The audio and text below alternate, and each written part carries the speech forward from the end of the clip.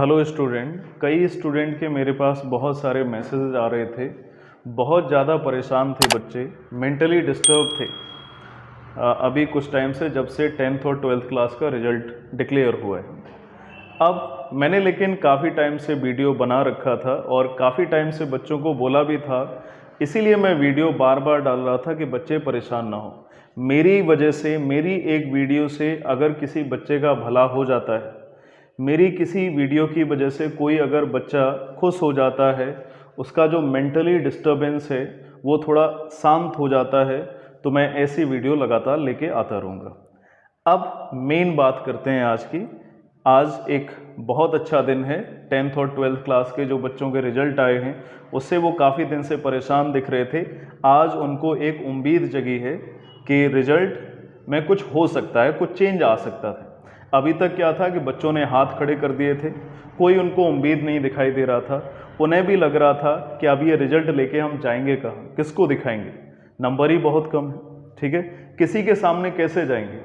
Parents, सब teacher पहले बड़ाई करते थे, लेकिन अब रिजल्ट देखेंगे तो हम किस मुंह से यानी किस नज़र से उनके सामने जाएंगे। ठीक है, और वहीं कोई नेबर का स्टूडेंट होगा, नेबर स्टूडेंट होगा, उसके मार्क्स और अच्छे आ रहे होंगे तो बच्चे को और ज़्यादा परेशानी हो रही थी। लेकिन उसके लिए सीबीएसई ने एक सॉल्यूशन निकाला है, जिस सॉल्यूशन को आज मैं बताने वाला हूँ। और सॉल्यूशन क्या है थोड़ा ध्यान से समझना, जिसके बारे में मैं 5 तारीख से बात कर रहा हूँ और आज 8 तारीख हो गई। ठीक है, लेकिन जो भी मैं न्यूज़ लेके आऊँगा, जिस पे भी मैं वीडियो बनाऊँगा, वो सब ऑथेंटिक होगी। ठीक है, मैं इधर उधर की बात नहीं करता हूँ, सीधे मुद्दे की बात करता हूँ। तो सबसे पहले हम फर्स्ट पॉइंट को समझते हैं। जो सीबीएसई ने डिस्प्यूट कमेटी को गठित किया है, उसके बारे में हम पॉइंट वाइज बताएंगे, ध्यान से समझना। ठीक है, कोई भी हम इधर उधर की बात नहीं करेंगे, जो एक्चुअल में फैक्ट लिखा हुआ है वही हम सामने रखेंगे। तो पहले तो जो रिजल्ट है उससे अगर बच्चे सेटिस्फाइड नहीं है, उसके लिए सीबीएसई ने इस रिजल्ट को 2 भागों में बांटा है। जो पहला भाग है उसको सुनो। अगर बच्चे अपने रिजल्ट से सेटिस्फाइड नहीं हैं, अगर बच्चे अपने रिजल्ट से सेटिस्फाइड नहीं है, तो बोर्ड ने जो अपनी तरफ से बोला है कि एग्ज़ाम वो कंडक्ट कराएगा, उसमें पार्ट ले सकते हैं। जो इम्प्रूवमेंट एग्ज़ाम, कंपार्टमेंट एग्ज़ाम, जिसका मैंने वीडियो पहले भी बनाया है और उस पर बताया था कि 25 अगस्त से 15 सितंबर के बीच में ये एग्ज़ाम होगा। ठीक है, ये पहला पॉइंट है कि जो बच्चे सेटिस्फाइड नहीं है वो री एग्ज़ाम यानी जो सीबीएसई कंडक्ट कराएगी उसमें पार्ट ले सकते हैं। ठीक है, ये एक पॉइंट हो गया। दूसरा पॉइंट है जिन बच्चों को डिस्प्यूट लग रहा है। डिस्प्यूट लगने का मतलब उन्हें लग रहा है कि उनके मार्क्स बहुत ज़्यादा आ सकते थे लेकिन मार्क्स उन्हें कम मिले हैं। जैसे किसी बच्चे के 90% आ सकते थे, उसे 65% मिले हैं। और इस केस में सीबीएसई ने एक कमेटी को गठित किया है, और जो कमेटी को गठित किया है उसके लिए उन्होंने 4 पॉइंट्स बताए हैं।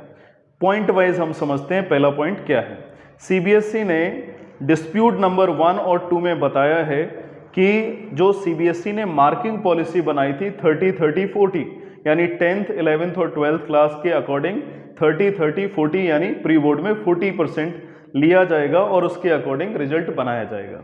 ठीक है, अगर इस पॉलिसी का वायलेशन होता है, ठीक है, अगर इस पॉलिसी का वायलेशन होता है तो स्टूडेंट प्रिंसिपल के पास जाएगा और अपनी क्वेरीज को उनके सामने रखेगा, और जो रिप्रेजेंटेशन होगा वो प्रिंसिपल के सामने रखेगा और प्रिंसिपल उसको पूरा असेसमेंट करेंगे, और उसके बाद चेकअप करने के बाद फिर स्टूडेंट को यानी जो कैंडिडेट होगा, जो अपना एप्लीकेशन लेके जाएगा प्रिंसिपल को, वो प्रिंसिपल उस स्टूडेंट को आंसर देंगे कि जो डिस्प्यूट एक्चुअल में हुआ है या नहीं हुआ है।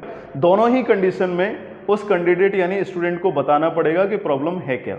ये डिस्प्यूट नंबर 1 और 2 है। डिस्प्यूट नंबर 2 है कि बाय चांस ऐसा हो सकता है जो ये मार्किंग पॉलिसी बनाई है इसमें जो ऐड किए हैं मार्क्स वो गलत हो गए हों और अपलोड करने में भी मिस्टेक हो गई हो। अगर ऐड करने में और अपलोड करने में मिस्टेक हो गई होगी तो जो कमेटी है वो उसको चेक करेगी। ठीक है, कमेटी चेक करेगी और कमेटी चेक करके उस केस में भी स्टूडेंट को बताएगी कि इसमें मेरी तरफ से मिस्टेक हो गई है, फिर उसको करेक्ट किया जाएगा। ये टाइप नंबर 3 है। टाइप नंबर 4 ये थोड़ा इंपॉर्टेंट है। टाइप 4 में मार्क्स को चैलेंज किया जा सकता है, यानी जो मेरे मार्क्स आए हैं वो सही नहीं आए हैं, उसको चैलेंज कर सकते हैं। उसके लिए स्टूडेंट को एक एप्लीकेशन फॉर्म फिल करना पड़ेगा और एप्लीकेशन फॉर्म फिल करने के बाद स्टूडेंट स्कूल में जाएगा, अपने कॉलेज में जाएगा, वहाँ पे जो पूरा एप्लीकेशन है, पूरा रिप्रेजेंटेशन है, मतलब 12th क्लास वाले जो बच्चे होंगे वो 10th 11th 12th का रिकॉर्ड लेके जाएंगे और 10th वाले जो बच्चे होंगे वो हाफ ईयरली एग्ज़ाम और क्वार्टरली एग्ज़ाम और प्री बोर्ड एग्ज़ाम का जो रिकॉर्ड है उसको लेके जाएंगे और उसके बाद स्कूल में उसे सबमिट करेंगे। ठीक है, अब यहाँ पे एक सबसे बड़ा पॉइंट है जिसका मुझे पहले से डर था। मैंने पीछे वाली जो वीडियोस बनाई थी उसमें भी बताया था कि ऐसा हो सकता है कि कहीं स्कूल अपनी तरफ से जैसे पहले कमेटी गठित की थी स्कूल के अंदर वैसी ना हो जाए 8 मेंबर्स की। पहले मैंने बताया था 8 मेंबर्स की कमेटी गठित की गई है जिसमें एक प्रिंसिपल है और 5 सब्जेक्ट टीचर हैं और उसके अलावा 2 एक्सटर्नल टीचर हैं, लेकिन कमेटी वैसी ही गठित की गई है सेम। ठीक है, लेकिन अब इस बार होने के चांसेस कम हैं क्योंकि इतना ज़्यादा शोर शराबा पहले ही हो चुका है। ठीक है, तो अब ऐसी कोई मिस्टेक करने वाला नहीं है, स्टूडेंट परेशान ना हो, जो उनका रिकॉर्ड है वो अपना जाके स्कूल को सबमिट कर दें जाके। ठीक है, जो फुल रिकॉर्ड है उसको सबमिट कर दें जाके, उसके बाद कंप्लीट चेक करेगी ये कमेटी जो स्कूल में बनाई गई है, CBSE के द्वारा गठित की गई है। अब हम मेन मुद्दे पे बात करते हैं, मेन पॉइंट है क्या। इन सारे डॉक्यूमेंट को, इन एप्लीकेशन फॉर्म को, इन रिप्रेजेंटेशन को जब जो कमेटी है वो चेक करेगी और कमेटी चेक करने के बाद 2 आउटकम निकालेगी, 2 रिजल्ट निकालेगी। या तो जो अपनी तरफ से डॉक्यूमेंट या रिप्रेजेंटेशन लेके जाएगा कमेटी के बाद, अगर वो सही होगा, सही होने के लिए भी सर्कुलर में एक पॉइंट दिया गया, स्ट्रिक्टली लाइट इन पॉलिसी, यानी जो CBSE के थ्रू पॉलिसी बनाई गई है उसके अंडर में होना चाहिए।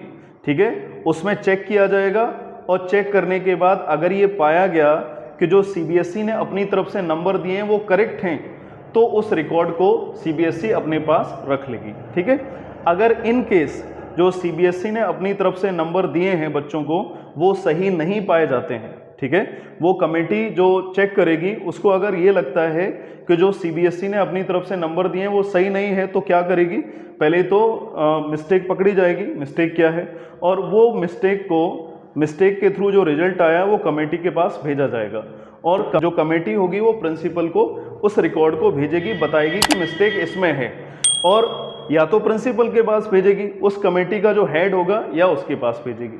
ठीक है, CBSE कमेटी गठित कर रही है, या तो उस हेड के पास भेजेगी या जो स्कूल का प्रिंसिपल ही अगर हेड होगा तो उसके पास भेज देगी। प्रिंसिपल उसके बाद फिर रीजनल ऑफिस भेजेगा, और मतलब जितने भी CBSE एफिलेटेड स्कूल होंगे किसी भी एरिया में, किसी भी सिटी में, टाउन में, उसका एक रीजनल ऑफिस बनाएगी CBSE, वहाँ पे अपने रिकॉर्ड को भेजा जाएगा, और जो रीजनल ऑफिस में रिकॉर्ड को भेजा जाएगा वहाँ से फिर CBSE हेडक्वार्टर यानी दिल्ली में ये रिकॉर्ड को भेजा जाएगा। ठीक है, दिल्ली में इस रिकॉर्ड को भेजा जाएगा, फिर CBSE अपनी तरफ से सारी डिटेल को चेक करेगी और अगर उसमें पाया जाता है कि बच्चे के जो नंबर हैं वो गलत दिए गए हैं तो फिर उनको करेक्ट किया जाएगा। ठीक है, ये कंप्लीट पॉलिसी है, और इसमें जो फॉर्म फिल करने का प्रोसेस है या स्कूल बच्चे जो जा सकते हैं वो कल से जाना स्टार्ट कर सकते हैं। ठीक है, कल से बच्चे जाके अपनी प्रॉब्लम्स हैं वो स्कूल में बताए जाके। और हाँ, एक और पॉइंट आता है, बच्चों के मन में डाउट आएगा कि हम एप्लीकेशन फॉर्म को कैसे फिल करें। अगर ज़्यादातर बच्चों को डाउट होगा मुझे कमेंट बॉक्स में बताओगे, एप्लीकेशन फॉर्म को फिल करने का प्रोसेस क्या है उस पर भी हम एक वीडियो लेके आएंगे। ठीक है, लेकिन सब बच्चे कल 9 को जाके अपना जो भी रिकॉर्ड है वो स्कूल में जाके सबमिट कर सकते हैं। मुझे लग रहा है ज़्यादातर बच्चे अनसेटिस्फाइड ही होंगे, तो जिनको कम मार्क्स मिले हैं, जिनको लग रहा है कि मुझे ज़्यादा मार्क्स मिलने चाहिए थे, वो इस डिस्प्यूट सेटलमेंट कमेटी का फ़ायदा ले सकते हैं और उनको एक होप देखने लगी होगी कि अब उनका रिजल्ट अच्छा आ सकता है।